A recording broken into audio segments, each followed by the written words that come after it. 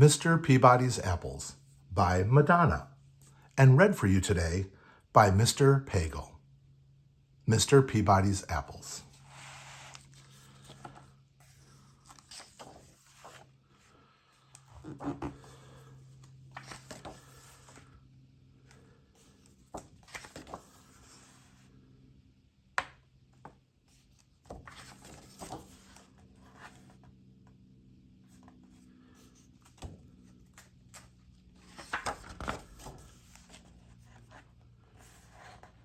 In the town of Hattville, which wasn't a very big town, Mr. Peabody was congratulating his Little League team on a great game.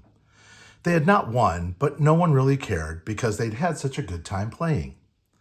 Mr. Peabody was the history teacher at the local elementary school, and in the summertime he dedicated every Saturday to organizing baseball games with other schools. Billy Little, who wasn't a very big boy, was one of Mr. Peabody's students. He loved baseball more than anything, and he thought Mr. Peabody was the greatest. After each game, he would always stay to help pick up all the bats and balls, and when they were finished, Mr. Peabody would smile and say, "Thanks, Billy. Good job. I'll see you next Saturday." This is a picture of Mr. Peabody congratulating his team after a game.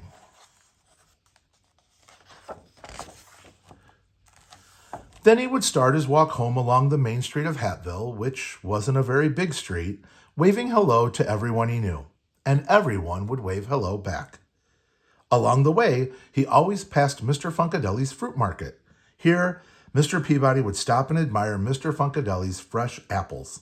He would pick out the shiniest apple, drop it in his bag, and continue on his way. Across the street, Tommy Tittlebottom watched with curiosity as Mr. Peabody walked away with the apple. "That's strange," Tommy thought to himself. "Mr. Peabody didn't pay anyone for the apple." Tommy got on his skateboard and rushed to tell his friends. Here's a picture of Mr. Peabody picking out that shiniest apple.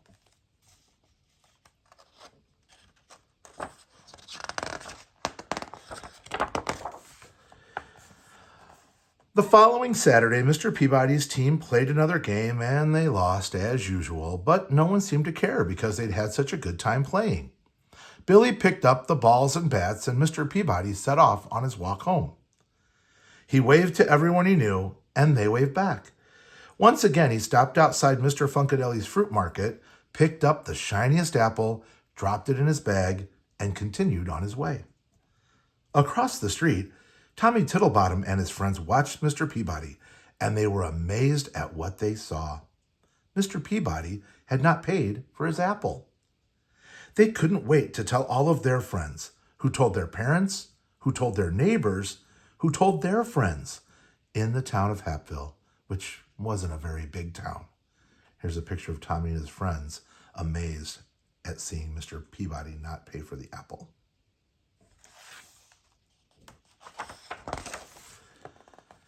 The Saturday after that, Mr. Peabody was standing all alone at the baseball field, wondering where everybody was. Then he saw Billy walking toward him with a sad look on his face. "Hello, Billy. I'm glad you're here. But where is the rest of the team?" asked Mr. Peabody. Billy remained silent. "What is it, Billy?" he asked again. Billy didn't look up. "Everybody thinks you're a thief," he said to the ground. Mr. Peabody looked confused. He took off his hat and scratched his head. "Who says I'm a thief, Billy? And what did I steal?" he asked. "Tommy Tittlebottom and his friends said they saw you take an apple from Mr. Funkadeli's fruit market twice, and they said you didn't pay for them," answered Billy. "Ah," said Mr. Peabody, putting his hat back on his head. "Let's go and talk to Mr. Funkadeli about it, shall we?" And here's a picture of Mr. Peabody wondering where everyone is on that Saturday.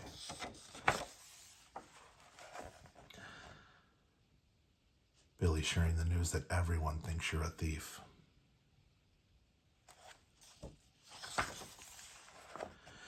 They walked down the main street, which wasn't a very big street, and Mr. Peabody waved to all the people he knew. But now some of them didn't wave back, and some pretended they did not even see him. They finally arrived at Mr. Funkadeli's fruit market. Out popped Mr. Funkadeli, who said, "Hey, "What are you doing here, Mr. Peabody? Why aren't you at the game?" "There wasn't a game today," said Mr. Peabody, "and I was wondering if I could take my apple earlier than usual." "Sure, why not?" replied Mr. Funkadelli. "You pay for them every Saturday morning when you pick up your milk. You can take them when you like. You want the big shiny one, Mr. Peabody?" Mr. Peabody took his apple, smiled, and offered it to Billy. "I would like to take the apple, Mr. Peabody, but I have to go find Tommy and explain everything," said Billy. "When you find him, ask him to come over to my house. I'd like to speak to him too," replied Mr. Peabody. Picture of Mr. Peabody offering Billy the apple.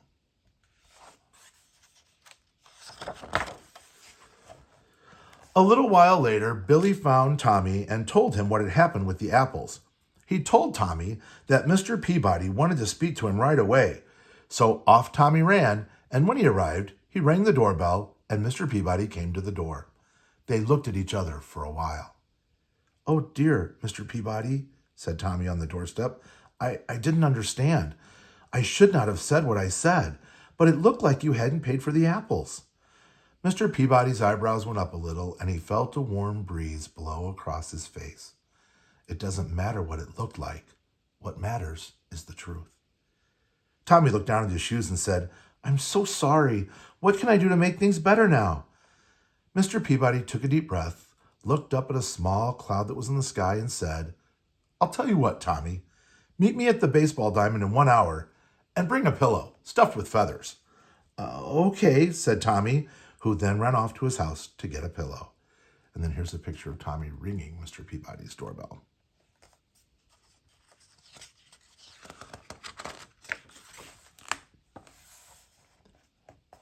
An hour later, Tommy met Mr. Peabody on the pitcher's mound.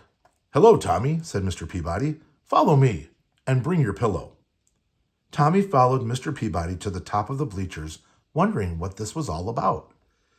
"It's a windy day, isn't it?" asked Mr. Peabody when they reached the top. Tommy nodded his head in agreement. "Here's a pair of scissors. Now cut the pillow in half and shake the feathers out." Tommy looked confused, but did it anyway. He thought it was a small price to pay to gain Mr. Peabody's forgiveness. The wind carried the thousands of feathers far and wide. Here's a picture of Tommy meeting Mr. Peabody at the pitcher's mound.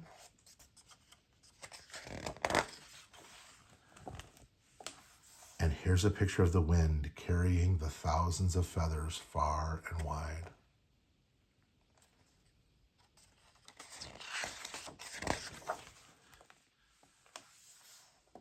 Tommy looked relieved and said, "Is that all I have to do to make things better?" "Oh, there is one more thing," said Mr. Peabody. "Now you must go and pick up all the feathers." Tommy frowned. "I don't think it's possible to pick up all the feathers," Tommy replied. "It would be just as impossible to undo the damage that you have done by spreading the rumor that I am a thief," said Mr. Peabody. "Each feather represents a person in Hapville." And here's a picture of all the feathers floating by representing a person in Hapville.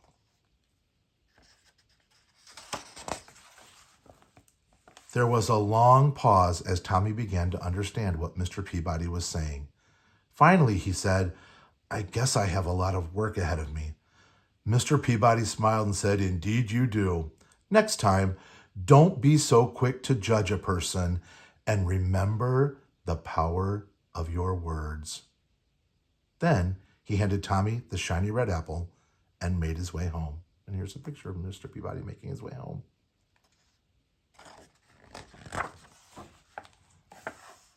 The end.